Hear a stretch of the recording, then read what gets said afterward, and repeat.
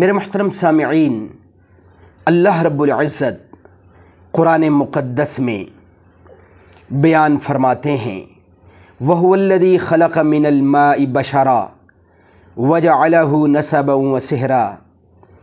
اللہ تعالیٰ نے انسان کو پانی سے بنایا اور اس میں اس کا نسب بھی بنایا اور سسرالی رشتہ بھی بنایا۔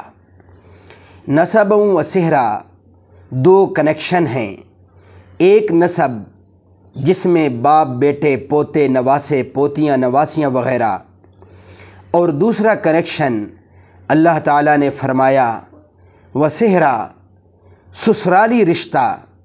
یہ بھی بہت زبردست کنیکشن ہے، بہت مضبوط کنیکشن ہے۔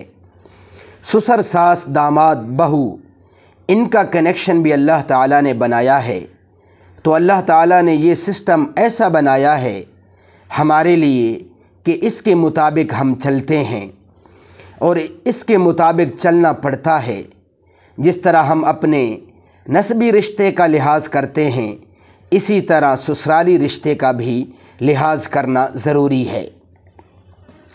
جس طرح ہم اپنے سگے باپ اور سگی ماں کی عزت کرتے ہیں، اسی طرح اپنے سسر اور ساس کی عزت کرنا بھی ضروری ہے۔ یعنی ایک لڑکی جو اپنے سسر اور ساس کے یہاں آئے اور وہ اپنے سسر اور ساس کی خدمت کرے تو اس کو وہی ثواب ملتا ہے جیسے اسے اپنے والد اور والدہ کی خدمت کرنے پر ثواب ملتا ہے۔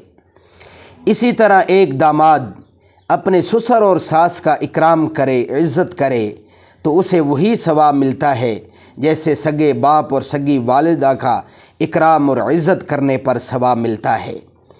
اللہ تعالیٰ نے دونوں رشتے قائم فرمائے ہیں اور دونوں کا حق ادا کرنے کا حکم فرمایا ہے کہ جیسے تم اپنے نسب کا لحاظ کرتے ہو، اپنے سگے والدین کا لحاظ کرتے ہو، اپنی سگی اولاد کا لحاظ کرتے ہو، ایسی اپنے سسر اور ساس کا بھی لحاظ اور خیال رکھو۔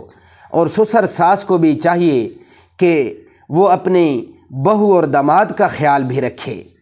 اگر سب ایک دوسرے کا خیال کریں گے تو پیار اور محبت سے زندگی بہت ہی اچھی گزرے گی اور زندگی پرسکون ہوگی۔ اور شریعت بھی ہمیں یہی سمجھا رہی ہے کہ ہماری سوشل لائف بہت اچھی ہو، پیار محبت سے ہم رہیں، اچھی طرح سے ہماری زندگی گزرے۔